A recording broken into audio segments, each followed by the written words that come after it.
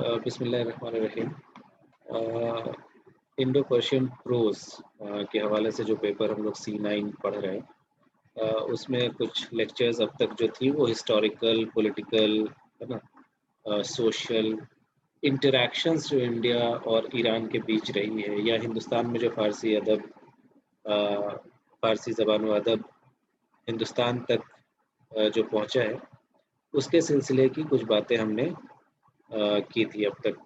آپ کے سلیبس کا پہلا یونٹ ابھی بھی پوری طرح سے حالانکہ کمپلیٹ نہیں ہے، جو لیکچرز ہم نے لیے ہیں، لیکن اس کے باوجود ہمارے دوسرے یونٹ میں جو بہت ساری چیزیں ہیں، ہم اس کو بھی کور کرتے ہوئے چلنا چاہتے ہیں، ہے نا۔ تو وہ بیچ بیچ میں کچھ لیکچرز اس طرح کے لے لیا کروں گا جو آپ کو جو پہلے یونٹ میں جو پوری ساری چیزیں ہیں اس کو کور کرتا ہوا چلے گا۔ آج ہم جس ٹاپک پہ بات کرنا چاہ رہے تھے، اور پچھلے لیکچر میں میں نے ایک بریف انٹروڈکشن دیتے ہوئے آپ کو بتایا تھا کہ کس طرح سے آپ کی یونیورسٹی کی ویب سائٹ پہ آپ جائیں گے تو کچھ لیکچر مٹیریل وہاں پہ ڈالا ہوا ہے نا۔ بہت ساری چیزیں آپ کے انڈو پرشین لٹریچر کے حوالے سے کئی ساری چیزیں وہاں پہ اویلیبل ہیں، تو ریڈنگ مٹیریل اگر نہیں مل رہا ہو تو وہاں سے بھی دیکھ سکتے ہیں۔ پوری سب کچھ تو نہیں ہے لیکن کچھ چیزیں وہاں موجود ہیں۔ اسی کانٹیکسٹ میں نے بتایا تھا آپ کو کہ ہمارے سلیبس کے دوسرے یونٹ میں طبقات ناصری ایک کتاب ہے جو میڈیول انڈین ہسٹری میں بہت امپورٹنٹ سگنیفیکنٹ ایک کتاب ہے۔ ہندوستان کا جو فارسی ادب کا سرمایہ ہے، اس میں جو بڑے لوگوں میں جن کا شمار ہوتا ہے، اس میں منہاج الدین سراج، ہے نا، منہاج سراج کے نام سے مشہور ہیں، ایک رائٹر جن کی یہ تصنیف ہے طبقات ناصری، یہ ہمارے نصاب میں شامل ہے۔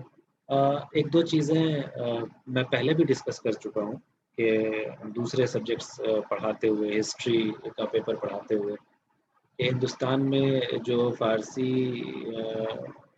ہندوستان کی جو فارسی ہے اس کا ایک الگ اسٹائلسٹکس ہے نا، اور اسی لیے سب کے ہندی کے نام سے مشہور ہے۔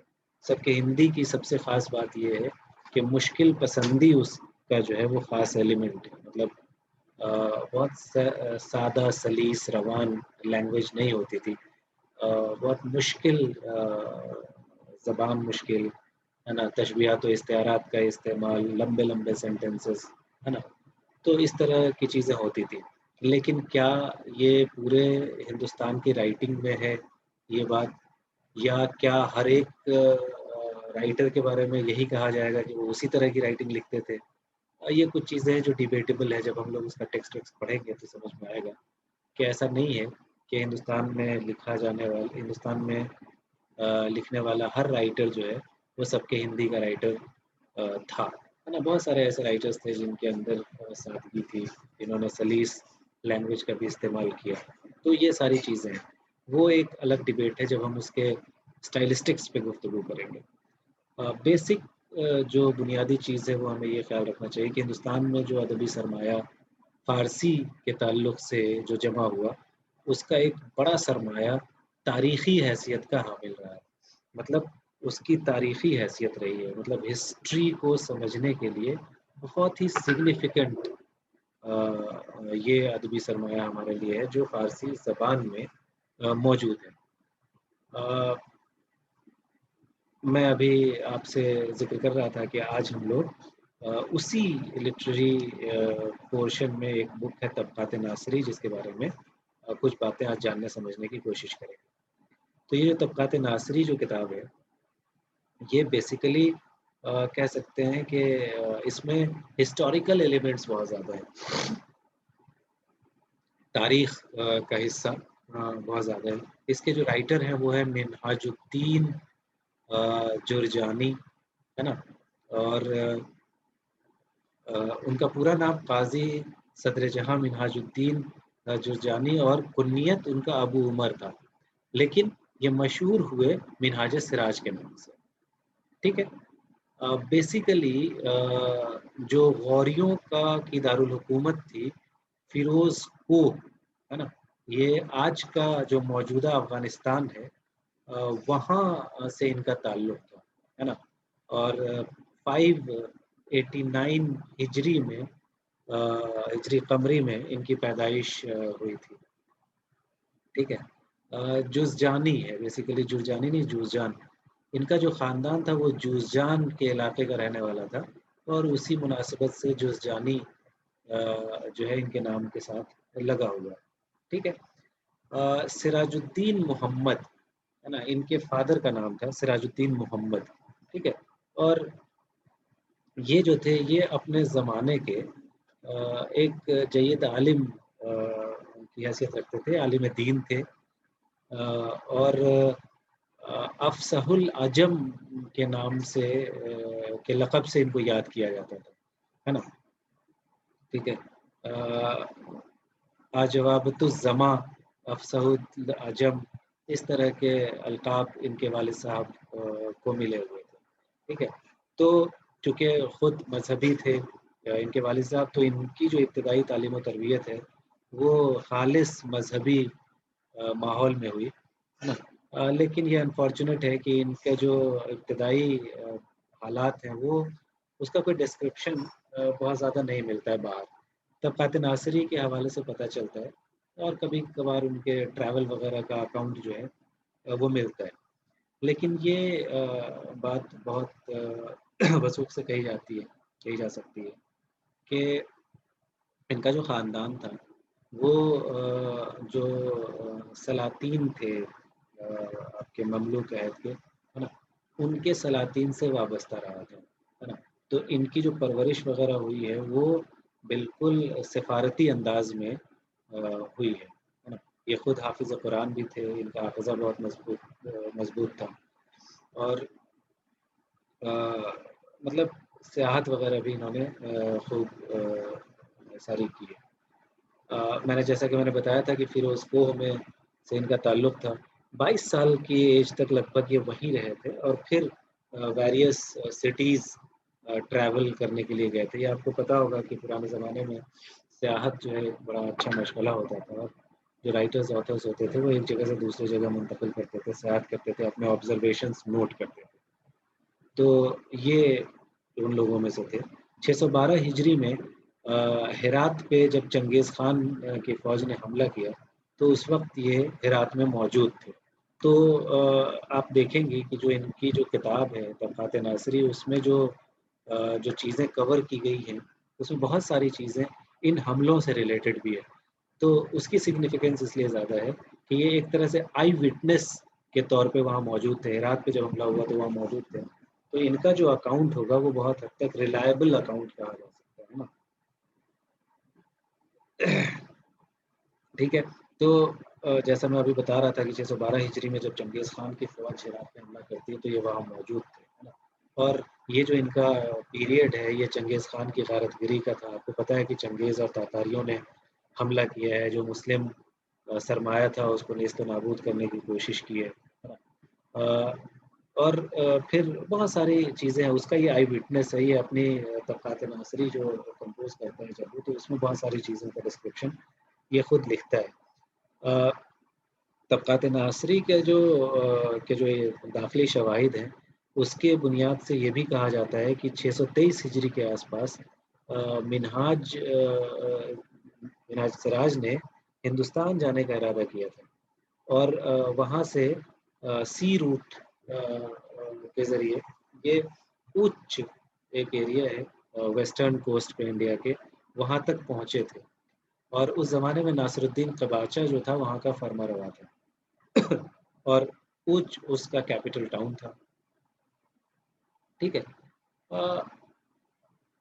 تو جب وہ وہاں پہنچے تو ان کا جو اسکالرشپ ہے ناصر الدین اس کا مطلب منہاج سراج کا، ان کی اسکالرشپ کے بارے میں اس کو پتہ چل گیا تھا. اور انہوں نے کیا کیا ناصر الدین قباچہ نے کہ اوچ کا جو ایک مدرسہ تھا فیروزی، اس کا صدر معلم اور لشکر کا عہدہ قضا ان کے سپرد کر دیا.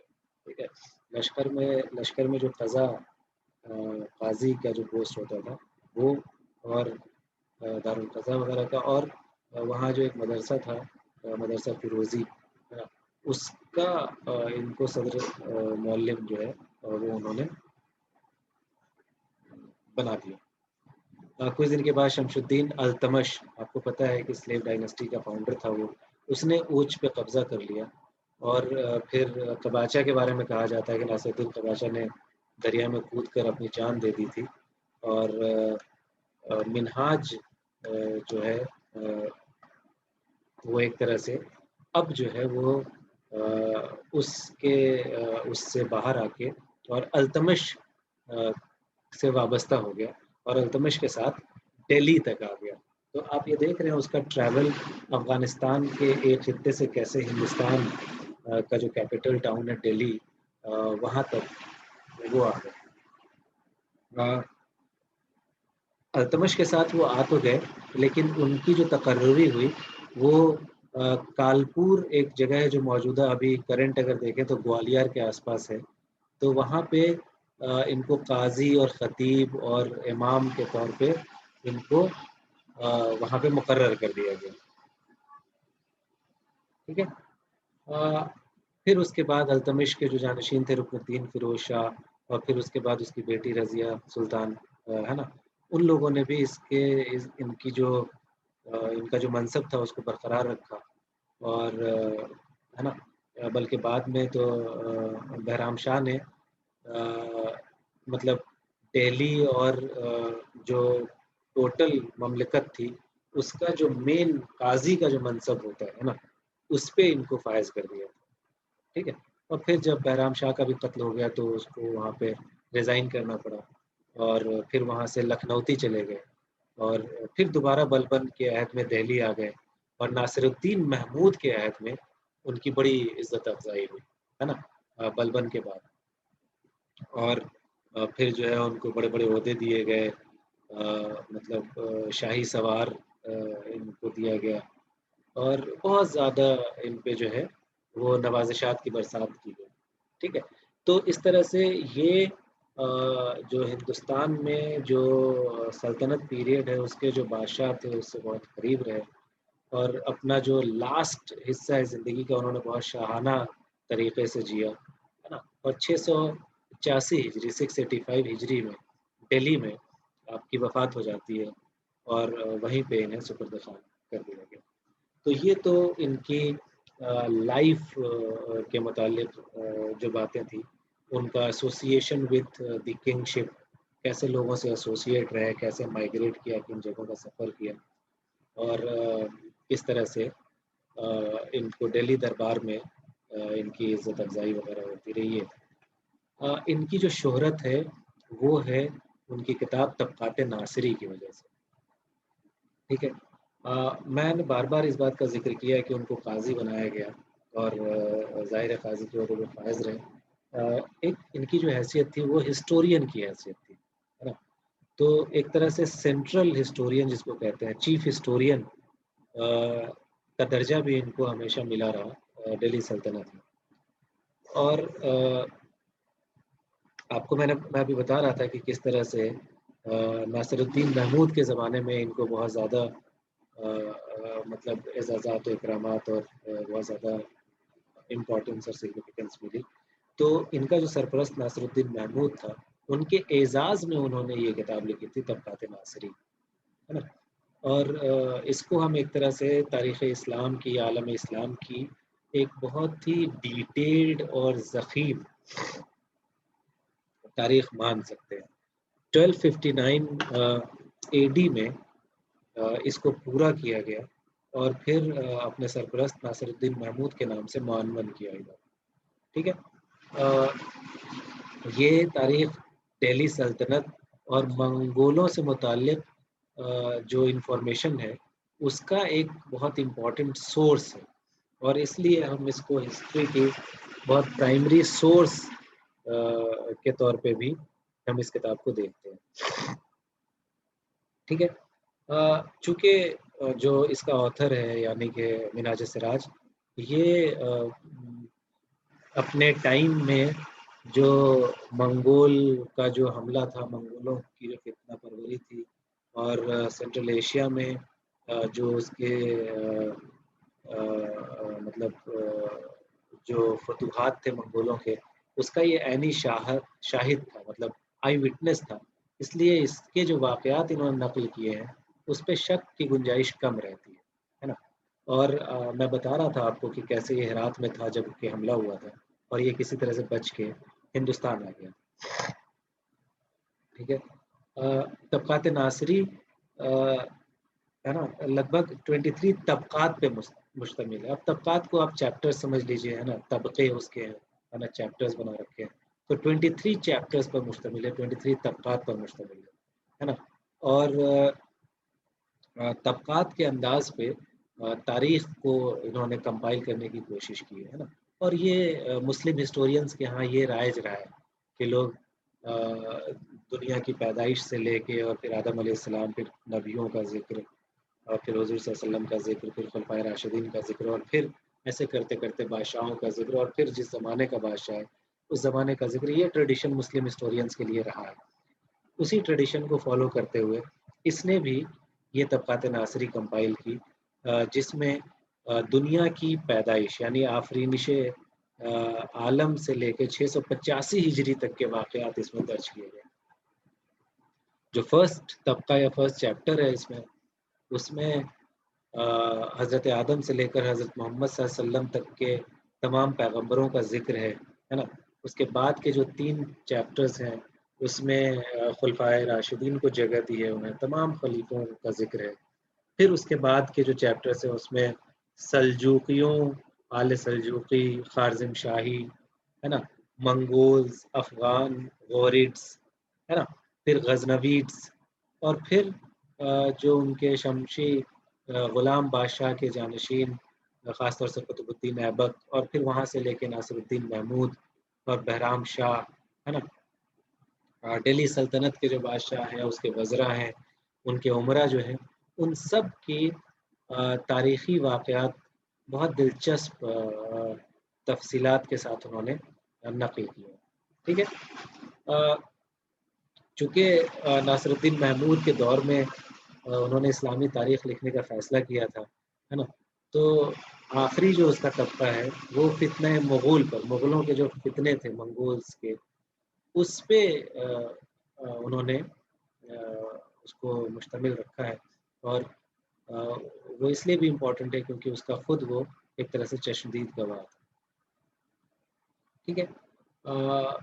منہاج کا جو مقصد تھا وہ دہلی سلطنت کے جو اس کے ریڈرز تھے اس کو یہ بتائے کہ مسلمان حکمرانوں پر منگولوں کی فتح اور ان مسلم شہروں اور قصبوں کی تباہی کے بارے میں جو ایک مستند معلومات ہے وہ لوگوں تک پہنچ سکے، ہے نا، کہ کس طرح سے منگولوں نے مسلمان حکمرانوں کو ہرایا، کس طرح سے ان پہ قبضہ کیا، اور کس طرح سے تباہیاں ہوئی، ان سب کے بارے میں ایک عجیب سی تجسس لوگوں کے ذہن میں تھی، تو اس کو کمپائل کر کے اس نے یہ کیا۔ اس کا جو سٹائل ہے یا جو سورس ہے، کس طرز پہ انہوں نے لکھا، اس کے بارے میں ہم یہ کہہ سکتے ہیں کہ تاریخ بیہقی، تاریخ جامع شاہی جوینی، جو جوینی کی کتاب تھی، اور جامع التواریخ راشد الدین فضل اللہ کی، ان سب کتابوں سے انہوں نے فائدہ اٹھایا تھا، استفادہ کیا تھا، ہے نا۔ میں یہ بتا رہا تھا آپ سے کہ سب کے ہندی کے بارے میں، یعنی انڈیا میں جو کتابیں لکھی گئی اس کے بارے میں ایک امپریشن یہ آتا ہے کہ یہ جو ہے وہ بھاری بھرکم ہوگی، لیکن اس کتاب کے بارے میں یہ نوٹس کیا گیا ہے کہ اس کی زبان بہت سادہ اور سلیس ہے، اور اس میں انہوں نے جا بجا اشعار و قصائد بھی نقل کی ہے۔ منگول الفاظ کا استعمال بھی اس میں ملتا ہے۔ مجموعی طور پہ ہم کہہ سکتے ہیں کہ طبقات ناصری 12ویں اور 13ویں صدی کے حکمرانوں اور سیاست مداروں کی سیاست، ان کے سفر، گھریلو اور بیرون ملک جوئی، مطلب وہ جو ان کے اس زمانے کے جو حالات ہیں، پولیٹیکل، ہسٹوریکل، کلچرل، اس سب کا ایک واضح تصویر جو ہے اس کتاب میں پیش کی گئی ہے نا۔ اور یہ کتاب جو ہے وہ ایک طرح سے بعد کے جو ہسٹورینز ہیں، ضیاء الدین برنی، ابو الفضل ملا عبد القادر بدایونی، اور دوسرے ہسٹورینز جو ہیں، ان سب نے اس کتاب سے فائدہ اٹھایا۔ تو یہ بات چیت تھی جو آج مجھے کرنی تھی طبقات ناصری کے حوالے سے۔ اب اس سلسلے میں صرف آپ کا ٹیکسٹ جو ہے وہ بچا رہ گیا ہے، تو ٹیکسٹ کا مطالعہ ہم انشاءاللہ کریں گے۔ آج کے لیے میری طرف سے صرف اتنا ہی۔ اگر آپ کو کچھ کہنا یا پوچھنا ہو تو موسٹ ویلکم۔ کوئی کامنٹ آپ دینا چاہتے ہو آج کی بات چیت پہ؟ آپ کو آج کا لیکچر کیسا لگا، یا یہ کہ کہیں میں جلدی تو نہیں کر گیا، یا یہ کہ ہم مطلب کوئی چیز رہ گئی ہو تو آپ کچھ پوچھنا چاہتے ہو تو موسٹ ویلکم۔ کچھ 2-4 منٹ کا ٹائم ہے ہمارے پاس۔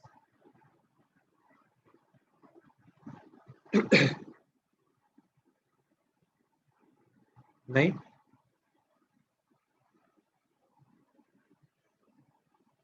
تو ٹھیک ہے، پھر آج کے لیے اتنا ہی۔ پھر